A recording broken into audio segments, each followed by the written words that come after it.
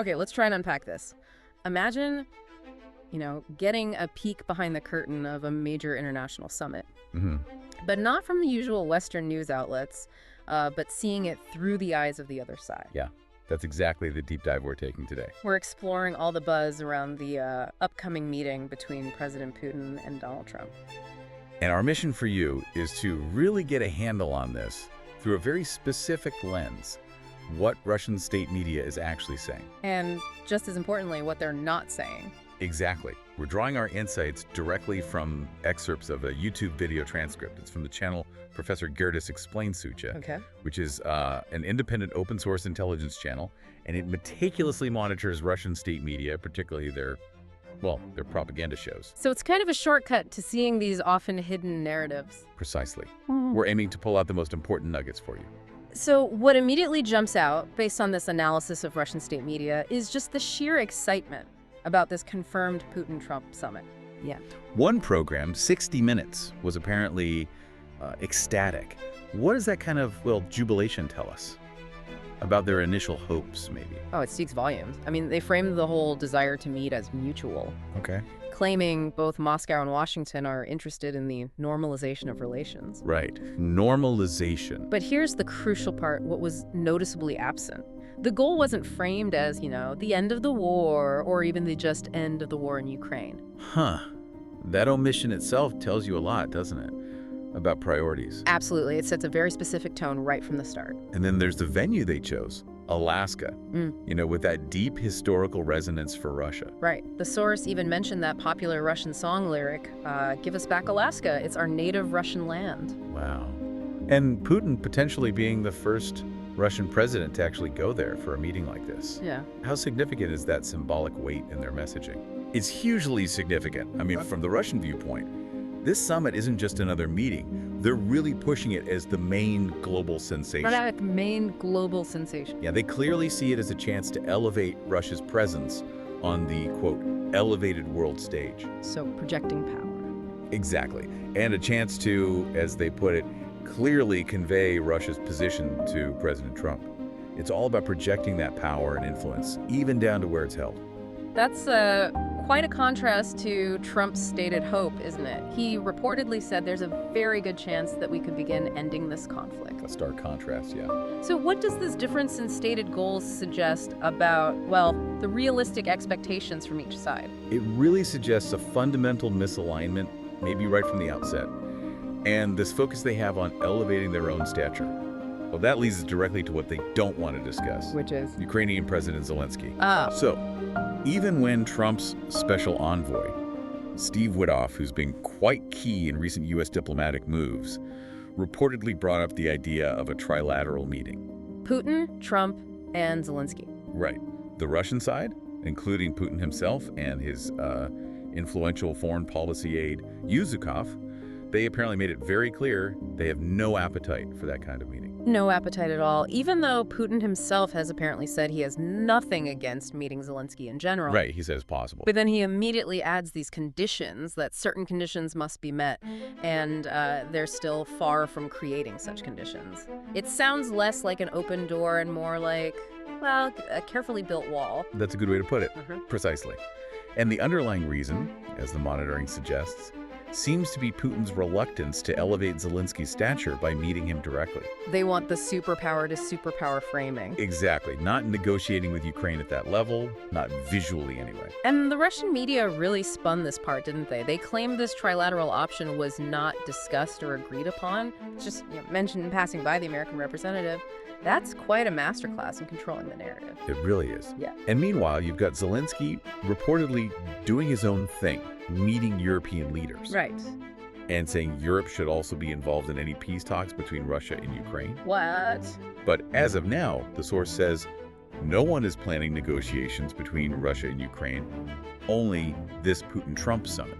Which really highlights the diverging paths here. Absolutely. Different diplomatic tracks entirely.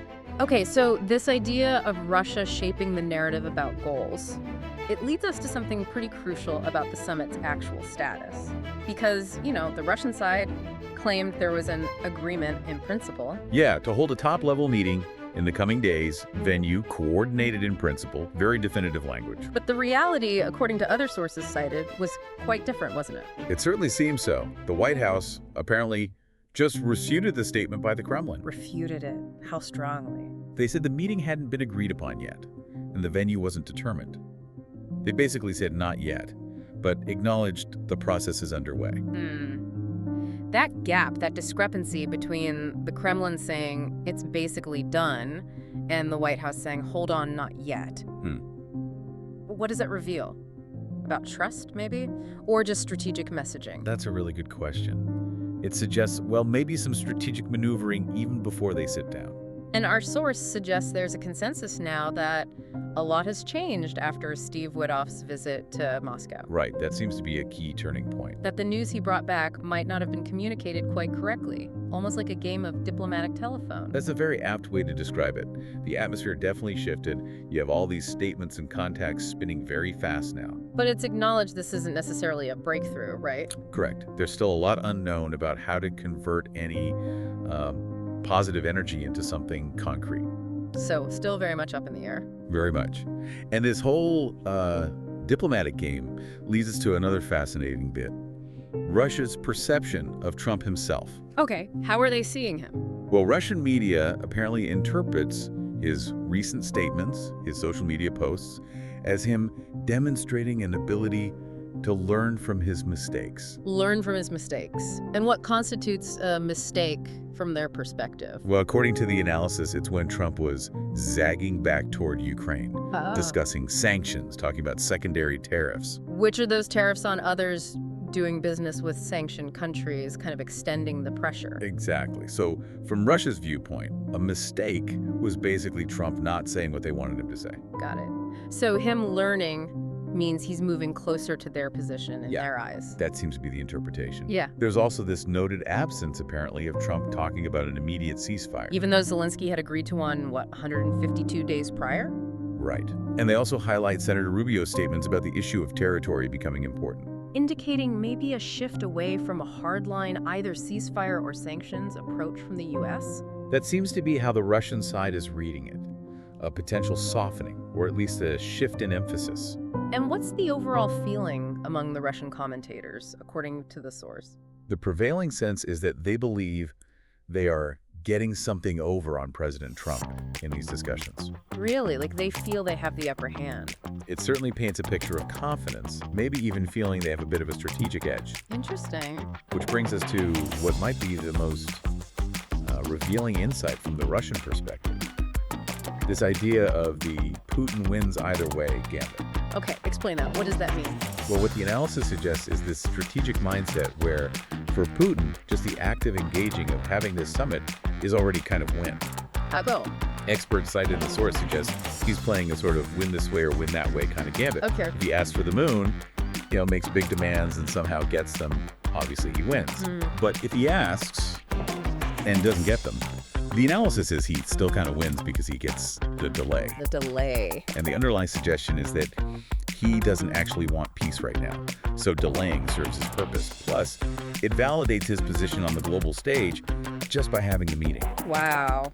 So a delay itself is considered a victory. It's quite a strategy. It reframes the whole negotiation dynamic, doesn't it? It really does. And what about the general public in Russia? Does the source touch on that? It does mention a woman on the street interview showing support for Putin's policy. And a desire for everything to turn out the way that we want it and not the way the Americans want it to.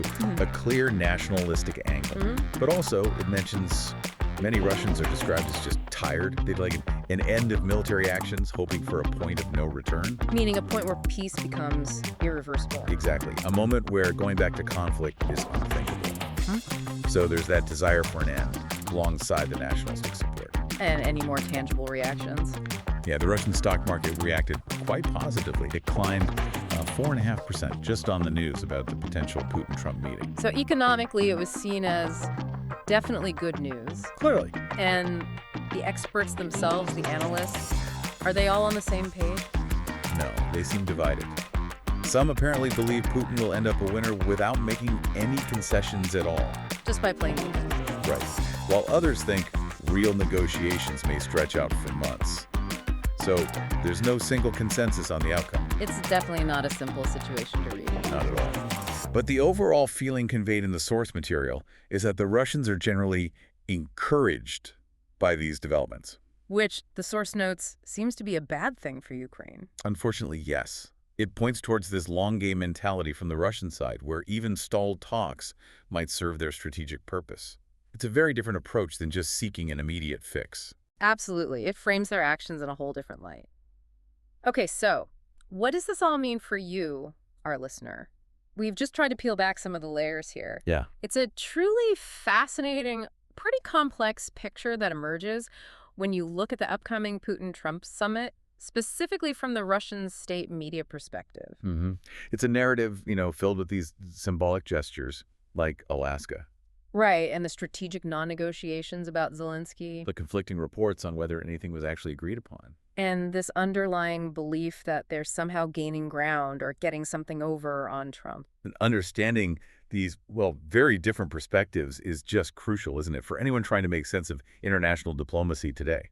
Yeah, and the high stakes involved in trying to resolve global conflicts. It really highlights how these internal narratives, what a country tells itself, can shape its external actions and expectations, sometimes quite dramatically. So here's maybe a final thought for you to consider. Given this interpretation from Russian media that Putin sort of wins whether he gets his demands or if he just achieves a delay. Right, the win-win gambit. What does that tell us about maybe the true motivations behind some of these high-level summits? And if just achieving a delay counts as a victory for one side, what are the implications for actually achieving lasting peace? Yeah, what does that mean for the prospects of a real resolution? Definitely something to mull over.